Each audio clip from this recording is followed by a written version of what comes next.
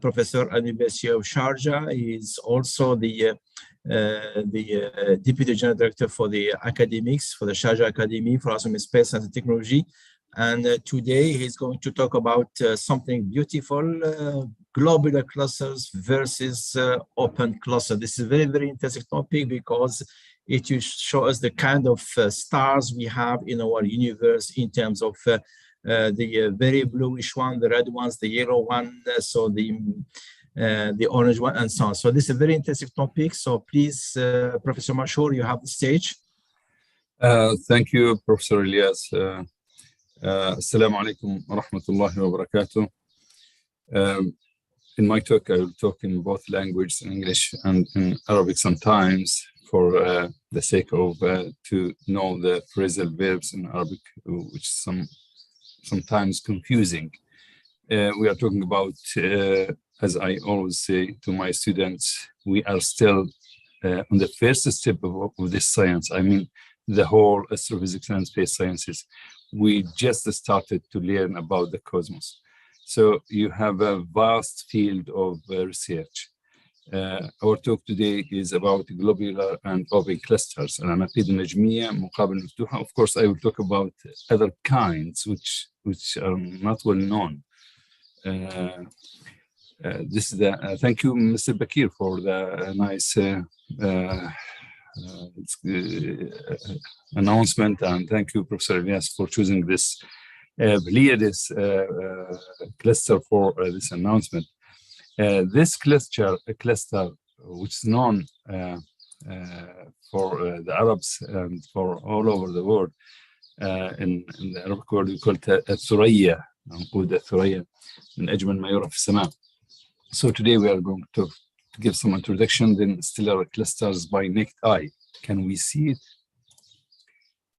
15 best naked eye star clusters, distribution of stellar clusters in the galaxy, globular versus open, importance of globular clusters or in clusters in general, finding the size of the Milky Way, the age of the cluster, and stellar populations, which is important in understanding the evolution and formation of the star and of all stars and the galaxy also. So, then we will talk about other kinds of stellar clusters. We all absolutely know this very beautiful cluster, which is known as Pleiades, اللي هو ثريا وكما تعرفه العرب بالنجم. You can still see it these nights. It's a winter star. Just to the west of الدبران، ويسمى الدبران لأنه يدبر الثريا يطلبها للزواج فلم يدركها إلى الآن. الدبران اللي هو في مجموعة الثور، في برج الثور اللي هي على شكل حرف في، بيجي هنا النجم الأصفر الدبران. تحتيه بيجي للغرب we have Pleiades. You can test your eyes if you can see 7 stars. We call the 7 sisters, and so your eyes are good. And this cluster, of course, not here from Sharjah. Here the light pollution. You have to go outside to the desert. Too many stories, too many legends were said about the star and the relation of the star with the moon, with the phases of the moon. So we have a say. بقران 9 لا تنزل بحوران، بقران 7 ناوشها بلا طريف، بقران 5 انزل بوسط حوران، تضفي على الخلفات لون المراديف. هذا عن الثريا واقترانها بالهلال. إذا كان الهلال ابن 9 ليالي فهو يكون في شباط، لا تقرب هذه المنطقة، يكون مطر شديد وغزير. وإذا كان الهلال اقترن مع الثريا وهو ابن 7 ليالي فتكون في مارس، فتأتي إلى أطرافها. أما إذا اقترن الهلال وهو ابن 5 ليالي مع الثريا كما حصل قبل عدة أيام وتم تصويرهم قبل البعض، طبعا صعب أنك تصور الموبايل. It was very clear. It was the moon was 5 days in age, and it was really near the Pleiades. We call it Grand Hams. It means it's April, so you can take your camels to that place and تصبح الخلفات اللي هي النوق من كثر ما بتاكل من الربيع والعشب وكأنها مردوفة بشخصين من كبر سنامها. هنالك نوعان. There are two main kinds of clusters, the open and the globular. So we are going to focus on those two, but of course we will talk about other kinds which discovered recently in the last years. There's a third and also a fourth kind. The third one is the embedded clusters, still forming. At the end, it will form open cluster. This embedded cluster will become an open cluster, but still in the formation process.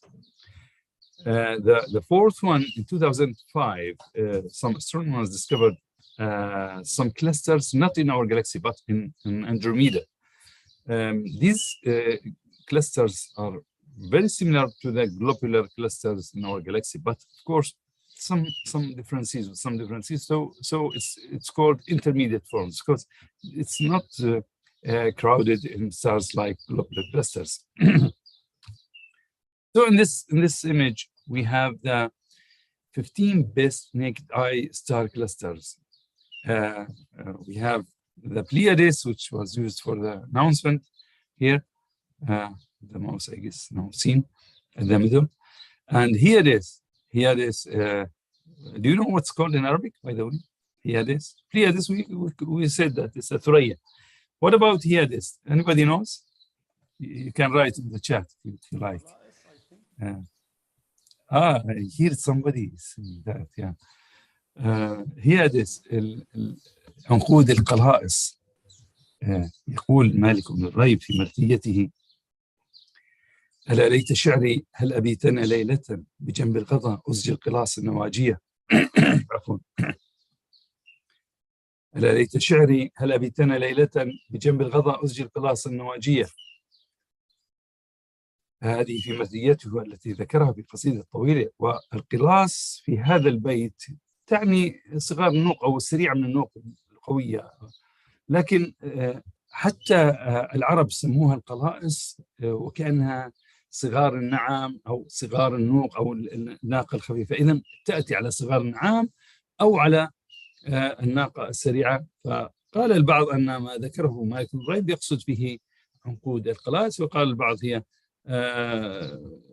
حنينه إلى ركوب النوق السريعة. فهذه العناقيد. وعندنا أوميجا سنتاوري كونتورس، هذا موجود في كونستليشن اللي هي مجموعة كونتورس النجمية، يعتبر الأكبر، العنقود الأكبر في مجرتنا. This one is a globular cluster, and most of these are open except these two, the 47 Tucani and Omega Centauri. These are this is the list of the 15 best naked eye stars or star clusters today. This is the Pleiades اللي هو القلائص وصغار النعام أو النوق أو كما تعرفها العرب. وهذا هذه الثريا اللي هي نفس اللي استخدمت في الإعلان، the same image which was used in the announcement, but in this image you can easily see the gas around the stars. This image was taken by one of our friends from Wadi Ram in Jordan. He's a mature astronomer, Abdul Hadi. He didn't study physics, by the way, physics or even science. But the weather there is very clear and the sky is very clear, so he easily can get such image. You can figure hundreds of stars in this cluster. Of course, all of these stars are twins, formed at the same time from the same cloud of gas. This is the Pleiades or Thuraya. So we have another one, not from the list. This one I'll talk about. This one, M3. This is a globular cluster. The same astrophotographer Abdul Hadi from the same place. You can easily see the difference between this cluster, which mainly dominated by red or yellow stars, while the other one, the last one, this one, dominated by blue stars. We will talk about that What's the difference between this and that? So this is M3 NGC 5272. NGC New General Catalogue. Messier Catalogue.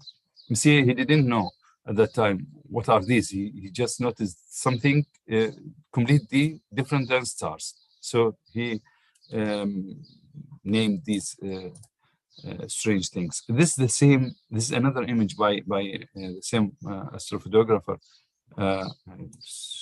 Just take this a little bit to the side somewhere. Yeah, put it here. You can see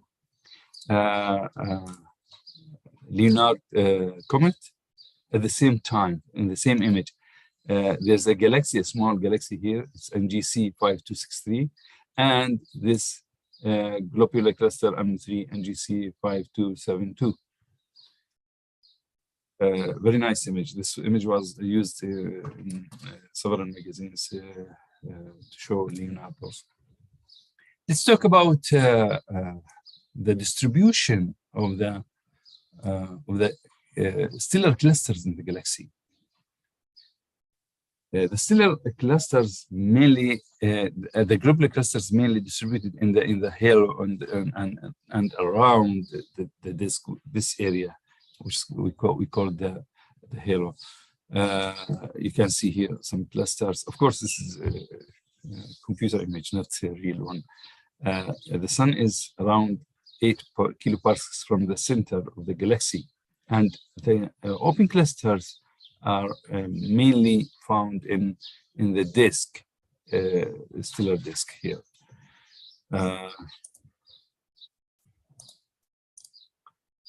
Now let's come to a comparison between the globular and open clusters. I wrote it in Arabic and I'll speak English about that.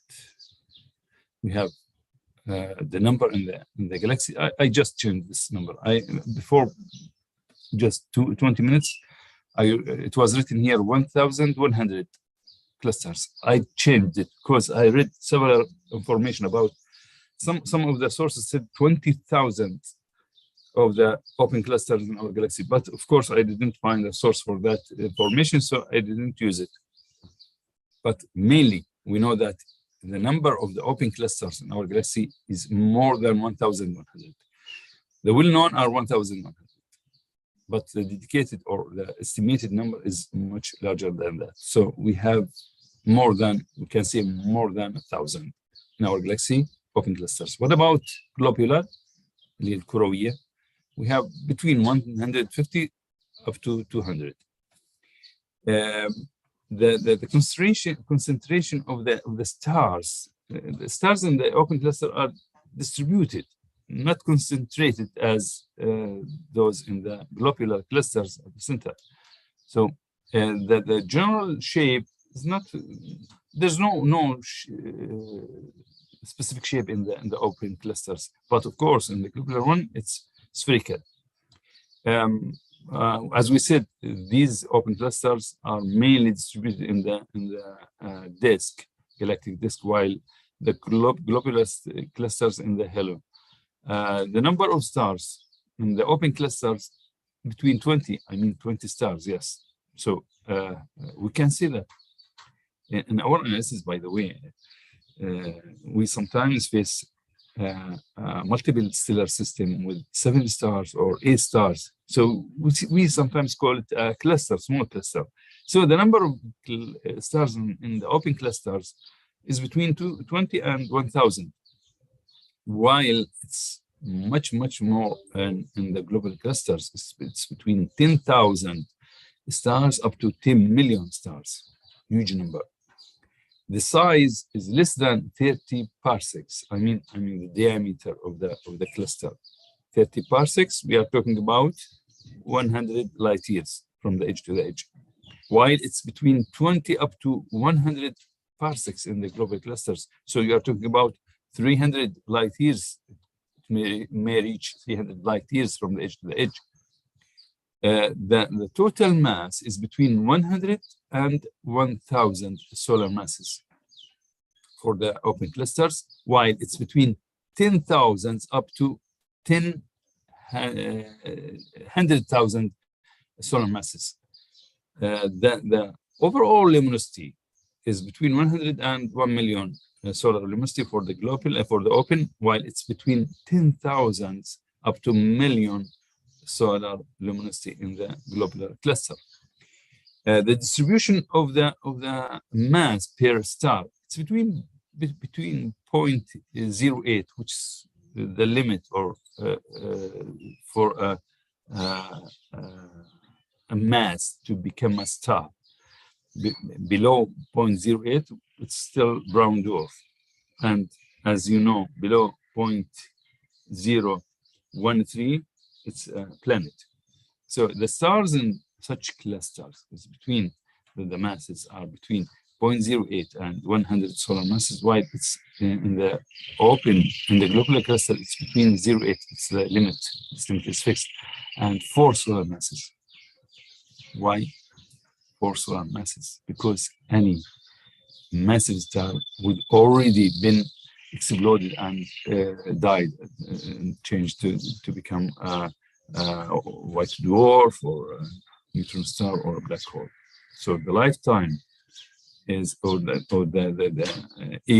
age of the globular star cluster is enough for a star to finish its whole life. I mean, massive star. The chemical composition. Okay, so I will talk about this at the end of my talk. The open clusters are mainly from population 1. What's population 1? Of course, we'll talk about that. While the globular, mainly from population 2. The spectral types between O and M, bright blue, while those in the globular, there's no O or B or even A, very few. Most of the stars are red, yellow in such clusters. The luminosity classes, mainly V. When we talk or say V, it's dwarfs and very rare giants or supergiants. While in this one, in the globular clusters, all kinds of luminosity classes. The age is very young and it's very old. 10 gigayear, of course, this it shouldn't be bigger than the age of the universe, but we can say that it's really very old stars.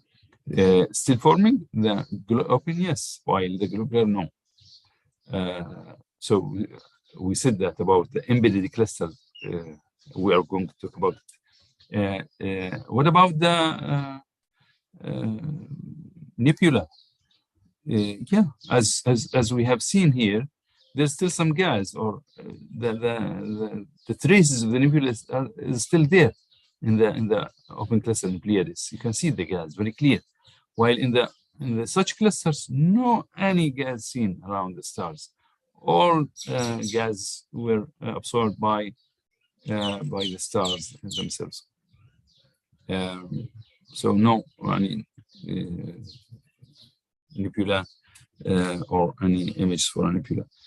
The closest to the sun is Hyades, اللي هو وقود القلائص, 45 parsecs, while the closest among the globular clusters is 2,800 parsecs, very, very far away from us. Okay. What's the importance of these clusters? The importance of the clusters is to study the formation and evolution of stars, to know the whole cycle of the life, the whole life cycle of the stars, and to define, to measure the dimensions of the galaxy and also dimension or distances to other galaxies, to define how vast is this universe. But in 1918, a scientist known as Shapley tried to use these globular clusters to figure out the size of our galaxy. And what actually he has done is he used some well-known RR layer types or Cepheid variables which was proposed by Henrietta Leavitt at that time. If you remember, there was a talk about this lady, scientist lady. Henrietta Leavitt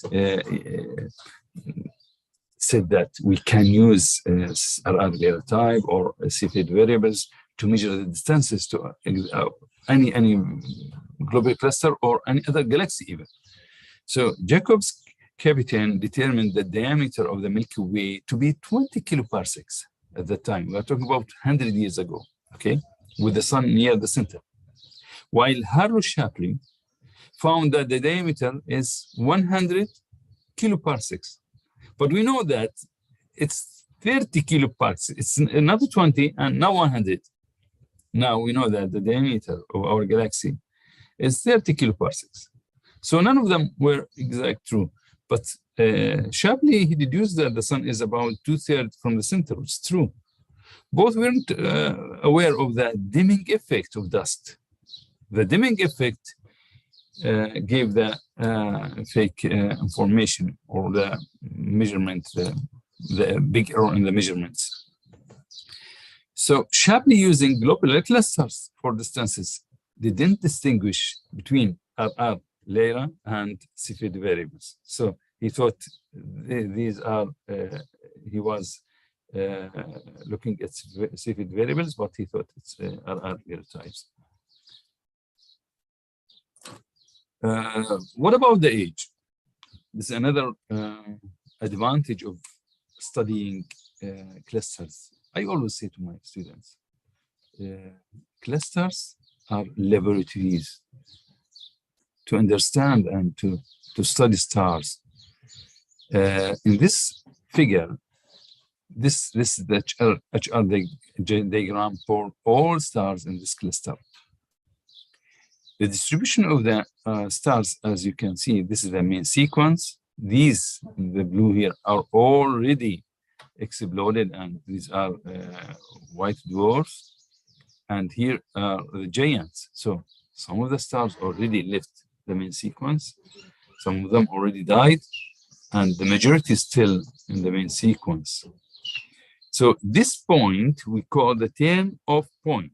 If we can define exactly where is this point with the which is known for us the evolutionary tracks and the age tracks with the isochrones, we can precisely know the age of this cluster. And the age of the cluster for all stars, as we said, all stars were formed at the same time. So all of them have the same age. This giant with this white dwarf and this main sequence star, all of them have the same age. But of course, the difference in the mass. More massive, short lifetime. What about the stellar populations? The story of a stellar population, actually, it wasn't as we know it now. It was thought that some parts of the galaxy contain different types or metallicies of stars. But later on, we discovered that the classification should be the generation, not the population. So the word population, when I use it, when I translate Arabic, I use jil. I don't use or so I use jil, generation. So it should be used as generation, not population. But this is for historical reasons. So population 2, as you can see, it's mainly in the halo, while population 1 is located mainly in the disk. So the age generally for population 1 between million years to billion years. The color mainly blue generally. Location at the disk, orbit approximately circular in the disk. Heavy elements content, high similar to sun. This is the key. So population 1 is the 3rd generation. When we studied astrophysics 20 years ago or 25 years ago or more, So there we're talking about only 2 populations, but now we are talking about 3 populations. Now, no, we are talking about more. We have sub-classification. I will not talk about sub-classification. I'll just mention it a little bit later. But now we have 3 populations: population 1, population 2, population 3. So population 1 is the 3rd generation, like our sun. So our sun is of the 3rd generation. It contains the highest ratio of heavy elements. When we talk about heavy elements in astrophysics, it's not like material science. Here, when we talk about heavy elements in our field, we mean any element beyond helium. So beryllium and beyond, okay? So, and the ratio for the sun, by the way, it's 2%, exactly 0.019. Of course, some of the stars have more, a little bit more. It's 0.03. It can reach 3%.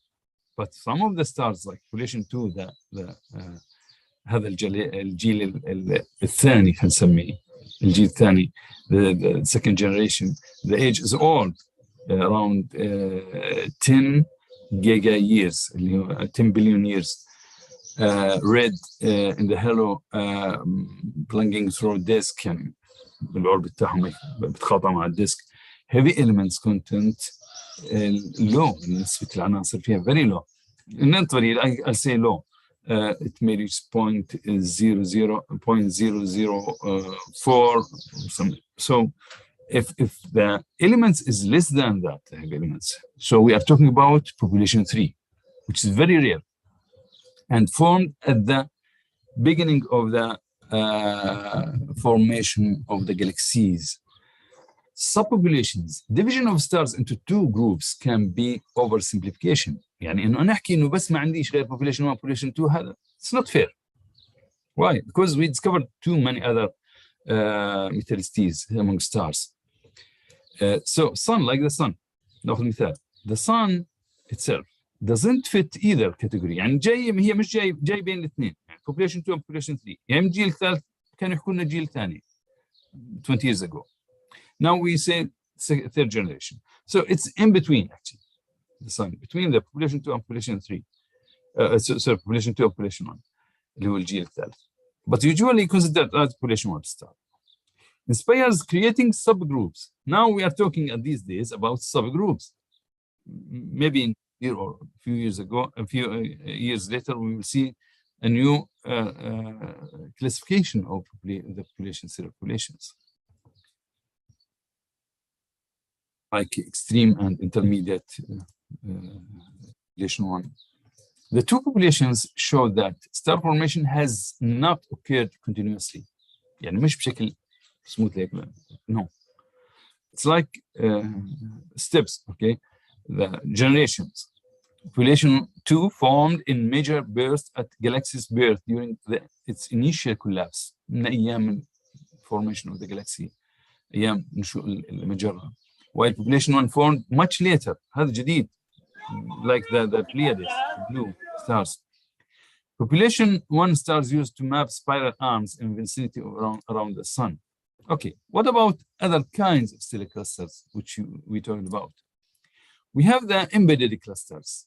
The embedded clusters simply are open clusters still forming, still inside their own cloud, the molecular cloud. This image was taken by Hubble Space Telescope for the embedded cluster Tirifid Nebula اللي هو in Sagittarius. Sagittarius هذا إذا كبرنا هذا, if you make this bigger, you can see. So this is an embedded cluster. There's a stellar cluster inside this gas cloud. Of course, because of the dense gas cloud or nebula around this cluster, it's not easy to see it with the optical. So we use the infrared to study such, or X-ray to study such clusters.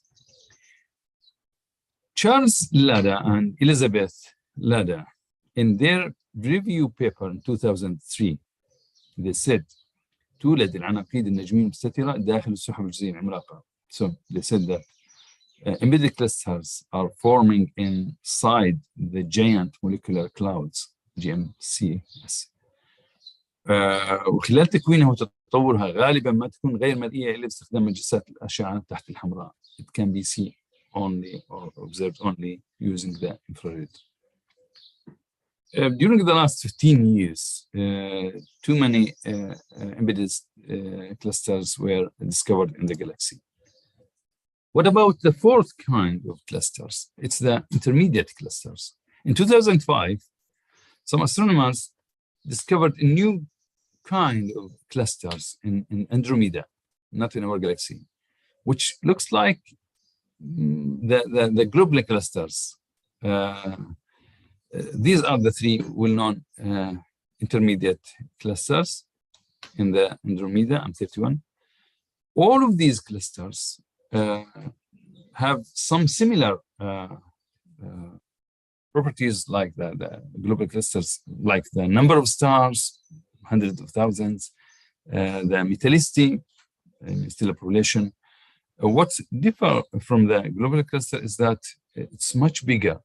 I mean, the diameter, the size of these embedded, intermediate clusters are very bigger than, much bigger than the well-known globular clusters, and less dense, of course, than globular clusters. It was named intermediate because the size and the properties in between the globular clusters and the dwarf spherical galaxies. Thank you very much. And any question? Thank you very much, Professor Mashhour, for this lecture. So I open the floor. If there are any questions from the students, from the audience, so please feel free.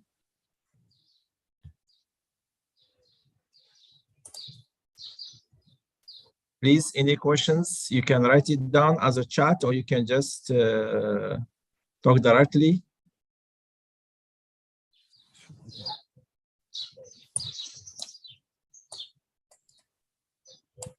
We are hearing a lot of birds. Do you have birds in your room, or? Yeah. Any questions, please? No, this is from outside. From outside, that's good. Yeah. Can I ask the students? Yes, please go ahead. Go, Marwan. Thank you, Professors Mashhour and Yas, for the presentation. Yeah. My question about our parents, the sun, or parent star. I read some studies that suggest the sun. The audio is weak, Marwan. I'm not sure if this one now is it okay? Yeah, better? Yeah. Now okay. This is why it was for the aliens yes. upside. Okay. Go ahead. So my question again is about the sun. Your parent, you said, yeah. Yes, our parents like, start the sun, of yeah. course, our parents, exactly. Yeah.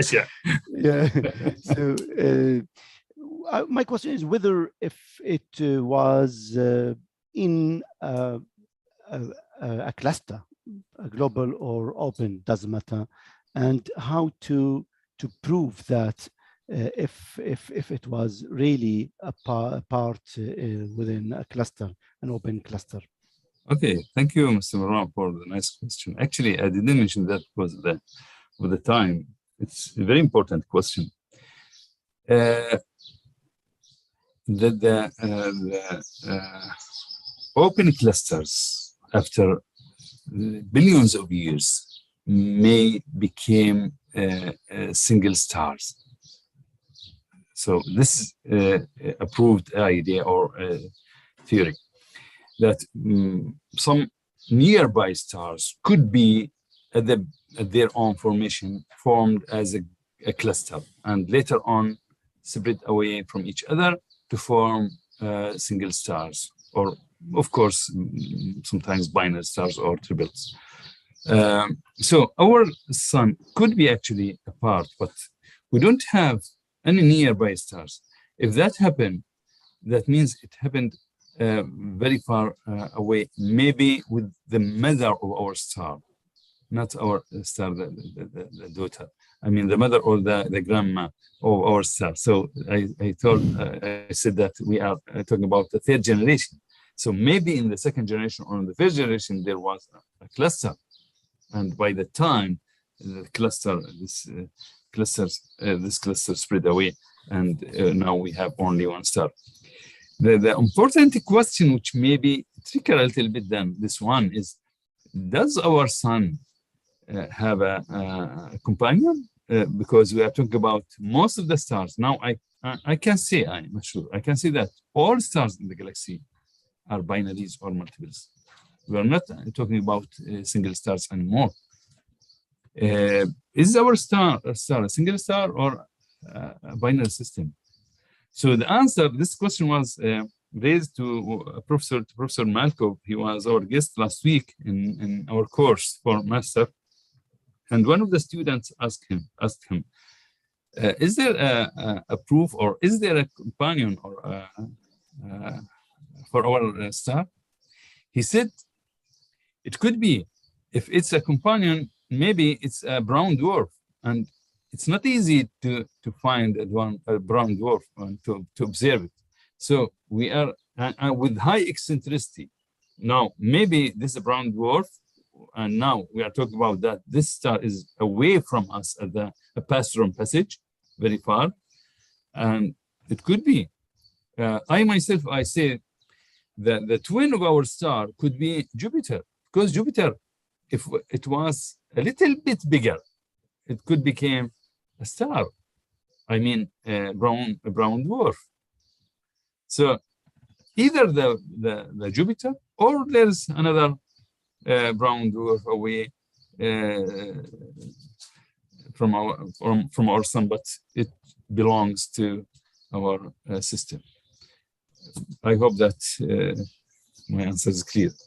Well, from our perspective, so if we take our star, the sun, and the closest star to it up to about 10 light years, 15, 20 light years, so we are part of a big ensemble. So for someone maybe at a couple of hundreds of light years from us, he may see us, he may see the sun as part of a cluster, of an open cluster. So yes, it all depends upon the perspective. So how big will be that radius of that open cluster? So we have a bunch of stars around us, so we are part of an open cluster, so more or less. Yes.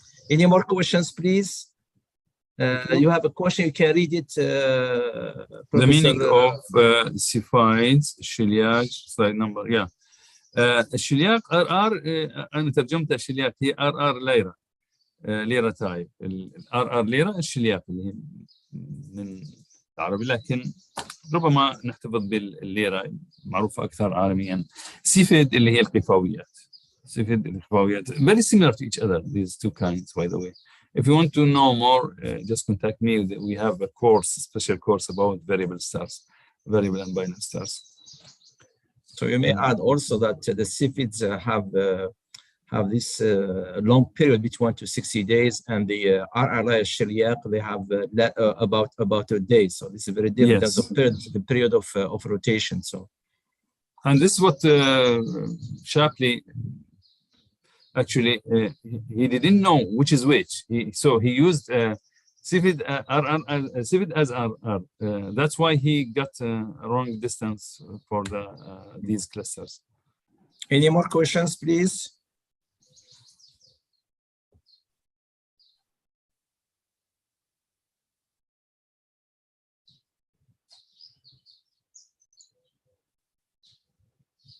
Okay, so we thank again Professor Mashur for this very nice lecture, and hopefully we get more lecture in the future. So we thank also all the attendees, students, faculty members, research assistants to attend our weekly lecture. Next week we have another one. So from one of our planetarium scientific guides. So it will be a very nice one about our cosmos. And hopefully, yes, Asma Al-Hattawi, yes. Hopefully we all benefit from her, inshallah. Thank you again. Thank you, Mashur, again. So we see you next week, inshallah. Dr. Ilyas, if you allow me just to talk about our competition for 1 minute. Yes, please go ahead. Thank you. During Ramadan and April, the month of astronomy, we actually organized a competition, space competition or space treasure hunt.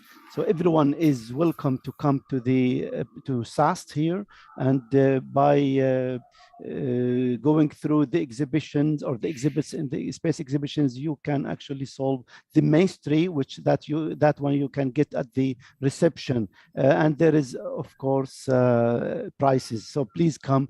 Very excited. Is it still open, this competition? Yes, and every week we have different one. By the way, we announce every week and sometimes every day, but every week it is a different competition, by the way. So at what now time it's they should attend? Second week. Please, everyone to come. At what time? Excited. Thank you. The time, Marwan. From 9 o'clock up to 1 o'clock. But they have school, the children. It doesn't matter. You will just go through the exhibits and you'll get some help if required sometimes. Yeah, which is good. From 9 o'clock to 1 o'clock every day. You have Monday to Thursday. You have also a program on Thursday, no? Thursday night. Yes, exactly. Also Thursday during Ramadan only. Now we open from 9 p.m. to 12 a.m. say 11:59 midnight. But after Ramadan, if we open from 5 p.m. or 4 p.m. to 9 p.m. So please visit us and get your prizes, guys. Thank you very much. Thank you, Marwan. Thank you. يعطيكم العافية دكتور مشهور والجميع. أنا كنت بحكي إنه أول ما قال من 9 ل1 توقعت إنه بعد نص الليل يعني. فعملوا المسابقة ضمن الفترة المسائية. يعطيك العافية دكتور مشهور. الله يعافيك. أستاذ مروان والجميع. حياك الله. شكرا دكتور. شكرا. جمعية فلكية الدنيا. ويلكم. Thank you for دكتور مشهور. يعطيك العافية. تفضل. عندي سؤال والله، عندي سؤال لأنه دخلت أنا على المحاضرة كان عندنا شغل متأخر شوي، بس ما بعرف إذا طرحت حضرتك هذا السؤال الإيجابي. هل الجلوبولار كلاستر الكمية أو عددها، إحنا بنعرف إنه في الميلكي واي يعني ممكن توصل ل 150 جلوبولار كلاستر حوالي. هل إذا كان في أكثر في مجرة ثانية هذا دليل على إنه this galaxy is older than the other or the other one? I mean the number of the cluster, the globular cluster. I think you've been to Professor Ilyas' specialization galaxies. It may means, I guess, that the galaxy is bigger than our galaxy, not older, just bigger. So bigger galaxy means more mass, means more possibility to have globular clusters. And as I said, we are still at the beginning of this science. We just started this science. So we have a lot to discover in other galaxies about clusters, about the universe as a whole. Why I ask this question? Because I read that in the globular cluster we have all the stars.